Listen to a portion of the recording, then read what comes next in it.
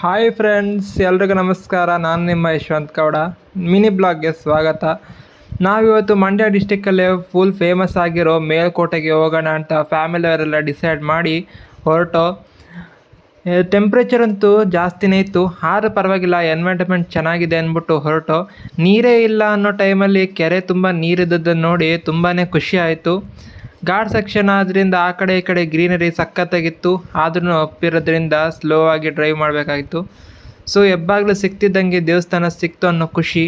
ದೇವಸ್ಥಾನಕ್ಕೆ ಹೋದರೆ ಅಲ್ಲಿ ಶನಿವಾರ ಆಗಿರೋದ್ರಿಂದ ತುಂಬಾ ರಶ್ ಇತ್ತು.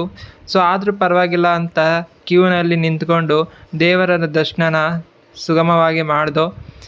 ದೇವಸ್ಥಾನದ ಸುತ್ತ ಪ್ರದಕ್ಷಿಣೆ ಹಾಕ್ಕೊಂಡು ಅಲ್ಲಿನ ಕೆತ್ತನೆಯ ರೀತಿ, ಶೈಲಿ, ವಾಸ್ತುಶಿಲ್ಪಗಳನ್ನ ವೀಕ್ಷಣೆ ಮಾಡಿಕೊಂಡು ಎಲ್ಲ ದೇವರನ್ನು ನೋಡಿಕೊಂಡು ಬಂದು ಇವತ್ತು ನಾವು ಮಾಡಿದ್ದೆಲ್ಲ ಇಷ್ಟೇ. ಈ ವಿಡಿಯೋ ನಿಮ್ಗೆ ಇಷ್ಟ ಆಗಿದೆ ಲೈಕ್ ಮಾಡಿ, ಶೇರ್ ಮಾಡಿ, ಕಮೆಂಟ್ ಮಾಡಿ. ಬಾಯ್.